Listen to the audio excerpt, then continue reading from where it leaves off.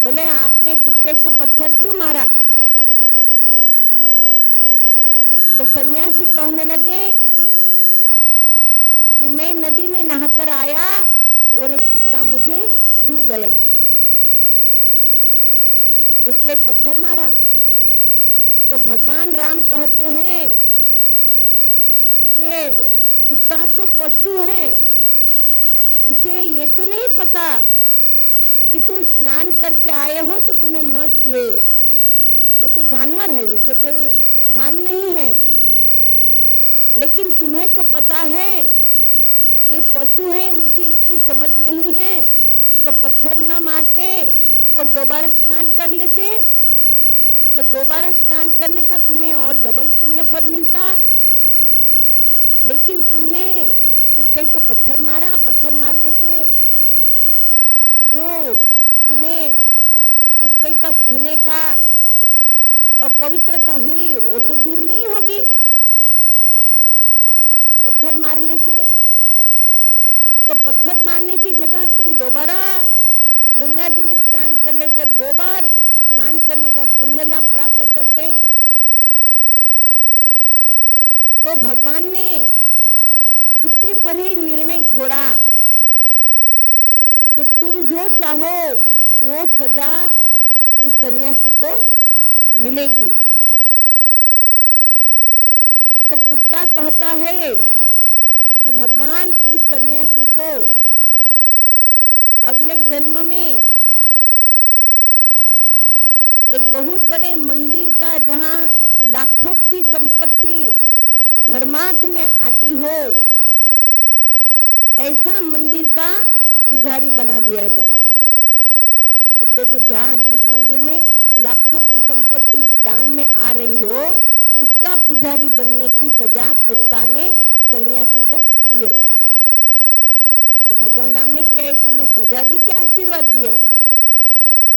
तो कुत्ता अपना अनुभव कहता है कि पिछली बार मैं भी बहुत बड़े मंदिर का पुजारी था और धर्मार्थ में जो धन आया था उसका उपयोग भोग विलास में किया और उसका प्रतिफल है कि मैं कुत्ता बना।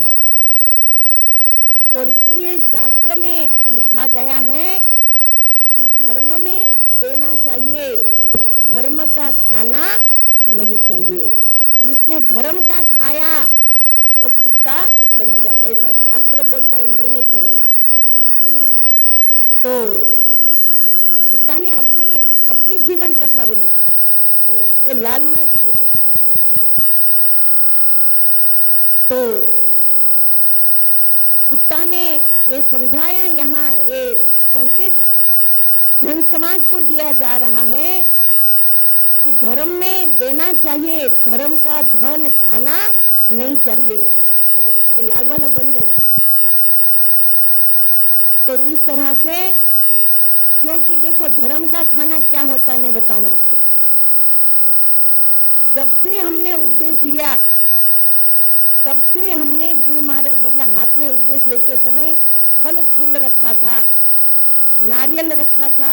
नारियल को उगने में पृथ्वी, जल, अग्नि, आकाश, वायु, इन 5 तत्वों की आवश्यकता है। उन 5 तत्वों के सपोर्ट से नारियल उगा है। उस नारियल फल फूल को हाथ में रखकर हमने इनकी साक्षी में भगवान को वचन दिया है कि हे गुरु महाराज जी, आज से तन मन धन हम तुम्हें अर्पण करते हैं, बदले में आप हमें नाम दान दो। ये हम सब ने जो संकल्प लिए है। ये भाई कोई सोए नहीं, ये सोने के लिए कथा नहीं है, जगा उनको। तो जो है ये लाल वाले का आवाज बढ़ाओ, नहीं आवाज नहीं उसमें। तो हेलो देखो, हेलो देखो, लाल वाला में बिल्कुल आवाज नहीं। हेलो हेलो, लाल वाला में बिल्कुल आवाज नहीं। Hello hello.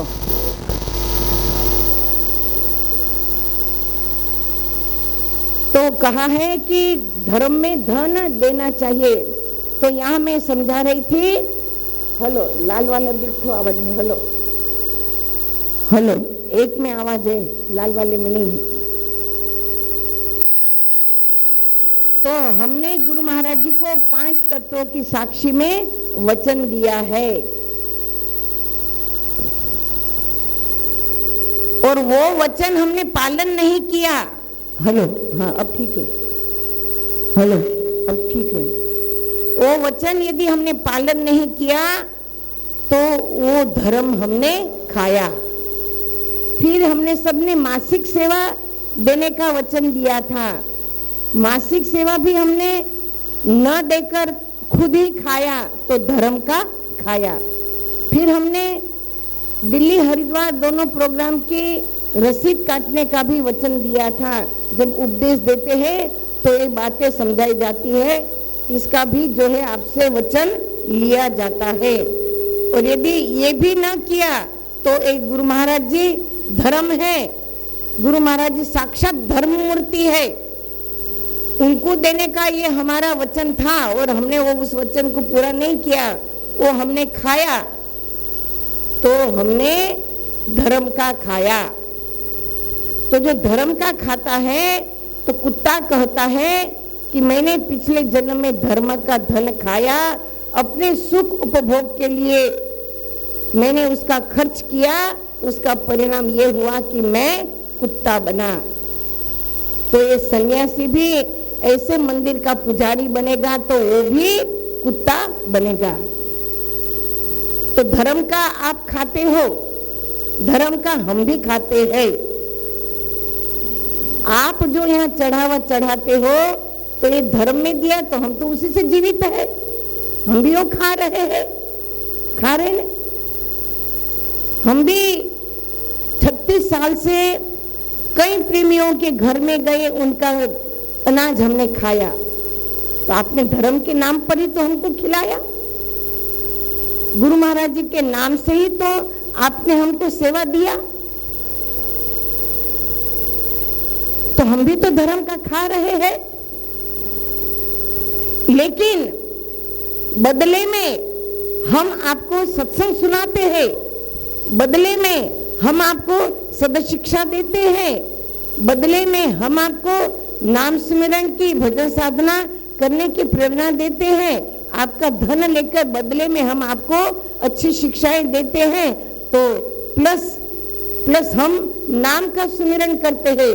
तो नाम सुमिरन करके भगवान ने हमें इसीलिए बनाया है और इसलिए हमें एक खाने का अधिकार है, लेकिन वो भी लिमिट में। यदि हम भी उसका मिसयूज गैर उपयोग करें तो हमें भी वो कर्म भोगना पड़ेगा। और इसलिए आप लोग जो हमें सेवा देते हो, हम उस सेवा की कीमत कदर करते हैं।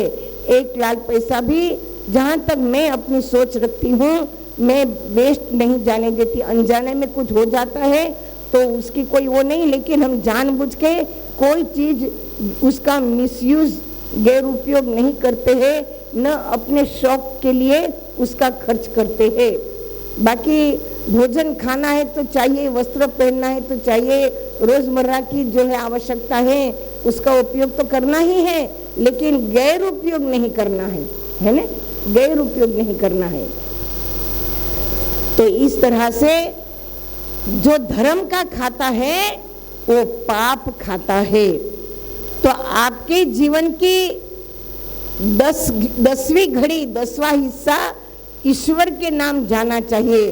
समय 10वां हिस्सा 24 घंटे का, श्वास का 10वां हिस्सा नाम सुमिरन का, धन का 10वां हिस्सा धन का, अनाज का, जो भी तुम्हारे घर में जो है धन धान्य है उसमें गुरु महाराज जी का 10वां हिस्सा है।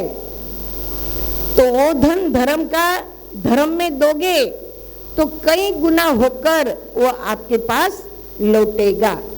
तो ऐसा आनंद रामायण का एक कुत्ते का दृष्टांत देकर जो है सुखदेव जी ने राजा परीक्षित को समझाकर जन समाज को ये शिक्षा दी है। सुदामा तैयार है? और अब आगे परीक्षित राजा सुखदेव जी से प्रश्न करते हैं कि भगवान का ऐसा भी कोई भक्त है जिसके लिए भगवान द्रवित हुए हो। तो ऐसा सुनते ही सुखदेव जी भाव समाधि में चले गए और कहने लगे कि हाँ परीक्षित, भगवान का ऐसा भी एक भक्त है जिसका नाम सुदामा है। सुदामा का भगवान श्री कृष्ण के साथ सांदीपनि ऋषि के आश्रम में उज्जैन में मुलाकात हुई थी। और सुदामा सच्चे ब्राह्मण थे, पक्के ब्राह्मण थे, वचन को निभाने वाले थे। और भगवान श्री कृष्ण और सुदामा की सांदीपनि ऋषि के आश्रम में मित्रता हुई थी। और सुदामा ने भगवान की दरिद्रता को चना खाकर खुद पर ले ली थी।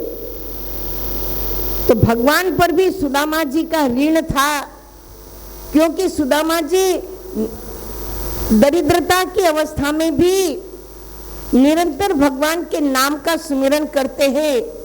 उनकी ईश्वर के प्रति जो भक्ति है वो कम नहीं हुई थी। तो इस तरह से सुदामा जी का चरित्र, सुदामा प्रसंग यहाँ सुनाया है। और हमारे एक सुदामा जी का पात्र तैयार होकर है ना, कोई कलाकार आए हैं, आपको उनसे जो उससे आप लाभ लीजिए। बोल सद्गुरुदेव महाराज की, श्री रामचंद्र भगवान की, श्री कृष्ण कन्हैया लाल की। सुदामा जी को बुलाइए, तैयार है? तो सुदामा जी का विवाह हुआ। उनकी पत्नी का नाम सुशीला था। जैसा नाम है वैसा उनका स्वभाव है, गुण है। सुदामा जी का अयाचक व्रत है। अयाचक व्रत आदि अनादि समय में ब्राह्मणों को भिक्षा मांगकर ही गुजारा करना है। और जिनके यहाँ से भिक्षा लाते हैं बदले में उनको सत्संग सुनाते हैं, तब वो भिक्षा खाने का अधिकारी है। हम आपसे दक्षिणा लेते हैं, बदले में हम आपको सत्संग सुनाते हैं। और आपको भी सत्संग सुन के दक्षिणा दोगे तो सत्संग सुनने का लाभ प्राप्त होता है। तो एक गुरु दरबार आप जितनी बार दक्षिणा देते हो साधु महात्मा को, आप पुण्य के भागीदार बनते हो। जितनी ज्यादा दक्षिणा दोगे उतने ज्यादा पुण्य के भागीदार बनोगे। तो इस तरह से, लेकिन सुदामा केवल 5 घरों में ही भिक्षा मांगते थे। और जो ब्राह्मण है, संत महात्मा है, शास्त्रों में उनके लिए व्यापार बिजनेस निषिद्ध है। उनकी कोई खेती नहीं होती, उनके कोई मकान नहीं होते, उनको व्यापार बिजनेस करना नहीं है, क्योंकि वो समाज को सदुपदेश देते हैं, इसलिए समाज उनकी सेवा करता है। तो इस तरह से सुदामा जी केवल 5 घरों से ही भिक्षा लेते हैं। 5 घरों से जो मिल जाए वही सही, न मिले तो कोई बात नहीं, मिल जाए तो दे उसका भी भला, ना दे उसका भी भला। ऐसे सुदामा जी अयाचक व्रत का पालन करते थे। आए भी सुदामा बोला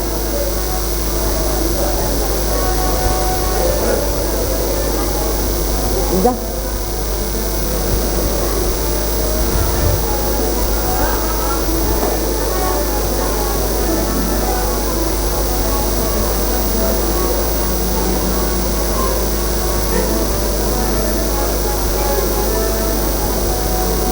आगे